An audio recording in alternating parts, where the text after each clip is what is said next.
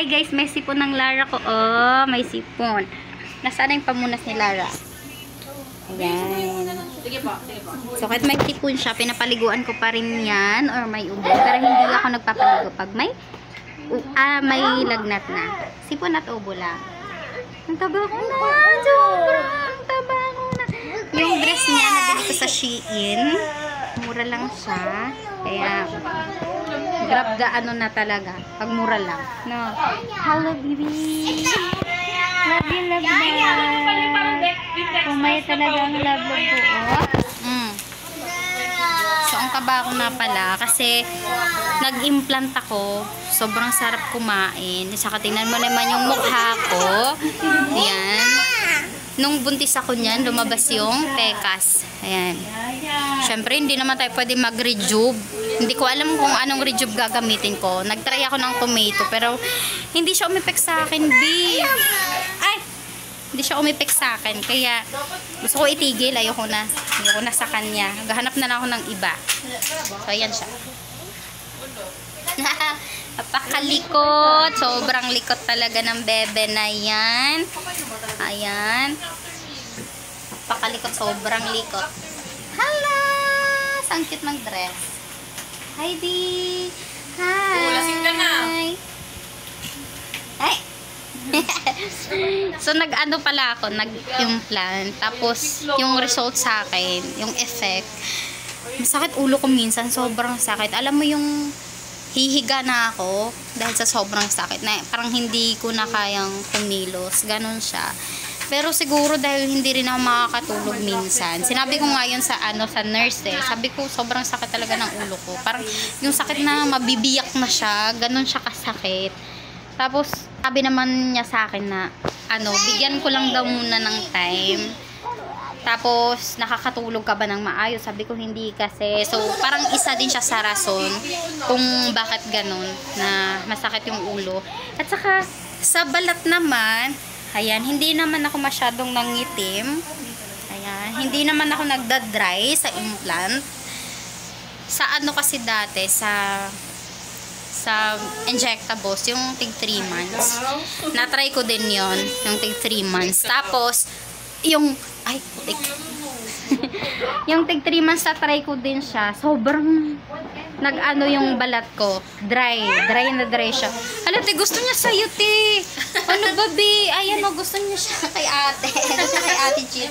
At nagsiselos yung isa. Sorry na po, ate Sam.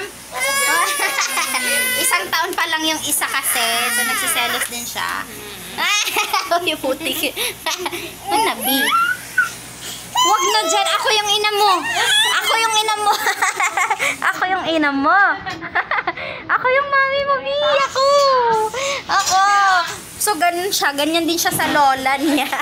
Ganyan din siya sa lola niya. Mas gusto niya pa lola niya kaysa sa akin, Bi. Nakalimutan mo yata, anak, na ako yung nanganak sa'yo. Ha?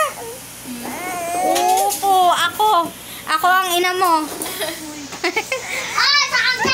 Tapos yung sa injectables kasi ng 3 months, na-try ko yung 3 inject, 'di ba? Every 3 months 'yun. Grabe, be. Ang sarap kumain, mga be. Tapos yung balat ko, dry na dry, nangingitim ako, sobrang nangingitim talaga siya. Tapos parang nagka-crack, ewan ko kung ano ba tawag doon. Yung sobrang dry talaga kahit mag-lotion ako. Ganun siya. Tapos sa pills naman, na-try ko din yung pills. Okay naman siya, yun nga lang. Pag nagkamali ka kasi ng isang beses, diba isang beses lang game baby na. Kaya, tatakot ako. So, okay na ako sa implant. 2 years lang pala yung implant ko. Diba 3 years yan? Inastock na kasi siya ng 1 year. So, 2 years na lang, kailangan ko na siyang ipatanggal. So, nandito siya, nilagay. Ayan. Ipakita ko. Wait.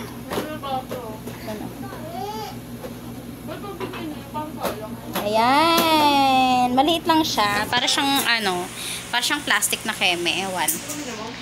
Tapos, mas maganda kasi siya. Kasi diba, for 3 years or 2 years, wala ka nang iisipin pa.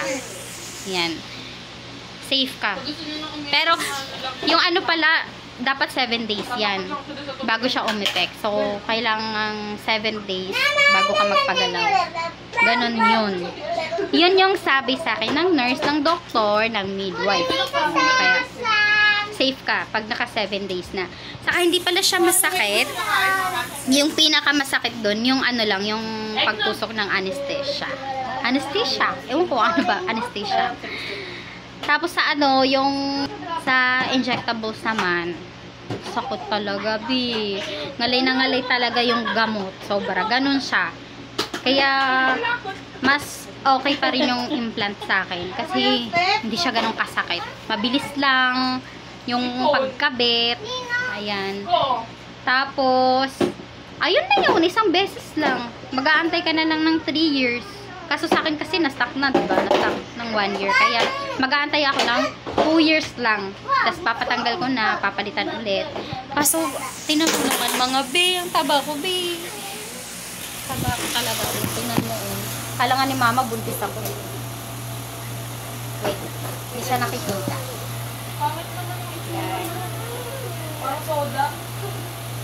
So, tumaba ako ng gusto. Sobra talaga, tumaba ako. Then, nagpo-control ako ng kain. Pwede naman tayo siguro kasi diba nakaka-high blood din yung sobra tayo sa kanin. Yun nga lang mahirap. Ang hirap. Pero sinusubukan ko mag-workout. Workout kahit 15 minutes lang. Para hindi lang masyadong hindi lang masyadong tumaba. Akala ko nga ni mama, uy, buntis ka ba? Buntis ka na naman. Ako, hindi ako buntis, mga B, naka-implant ako. Implant. So, ganun yung review ko sa mga na-try kong contraceptives or family planning. Gusto ko nga sana magpalaygit. Mga B, kaso bawal. Bawal kasi bata pa daw. At today is my birthday. Happy birthday to me. 29 years old ng ina. O, tinan mo naman. Ang tanda ng mukha, B. Ang tanda ng talaga. So, unahin muna natin yung baby natin. So, hindi naman masama mag-self-love. Pwede na yun naman tayo maghanap ng para skincare natin kung kaya naman. Sa pills pala, nagkaroon ako dati ng pekas din. Doon ako nag-umpisa din magka-pekas. Dito sa ilong, yung kulay dilaw. Lady. Oo. Pero itong pekas ko ngayon, ayan. Yan. Lumabas yan nung buntis ako kay Lara. Kaya matutulog na siya. So, dumidede siya ngayon. Ayan, sure. Dede ang baby. Yes. Marami pa rin naman yung aming gatas. Hi, kuya! Ayan, inaway kasi siya. Opo, guys. Love you, kuya. Love you so much, kuya. So, sobrang sweet ni kuya. Tapos, parang gusto niya kasi lahat ng attention. Meron din siya sa kanya. Ganun. May jolly din po ako Yes, marami siyang jolly. Pero hanapin pa. 4 lang ang jolly ko. Pero hanapin pa mo ni Lola. Madaldal ang kuya ko. Madaldal talaga. Love you, kuya ko. Lagi nag-I love you yan. Bago kami matulog. I-love-love namin yan si kuya. So, kawawa talaga yung mga bata, no? Pagka sobrang liit pa na masundan. Kasi itong 5 years old na. Naku, nagsiselos yan sa kapatid niya. Totoo yan. So, kailangan pa rin kasi nila ng aruga. Siyempre, baby din yan. Bata din yan. Lalo na siguro kung 2 years old. Ganon. Pero okay naman siguro kung may katuwang ka sa pag-aalaga. Di ba, B? Yeah. Yeah, yun lang muna sa ngayon. Like and subscribe. Like and subscribe. Hi, Samsam! Ang ganda ng bebe. Oh, dede. Bye, guys! Bye! Bye-bye! Bye-bye! Samsam! Bye-bye! Samsam! Na, para may babalikan tayo.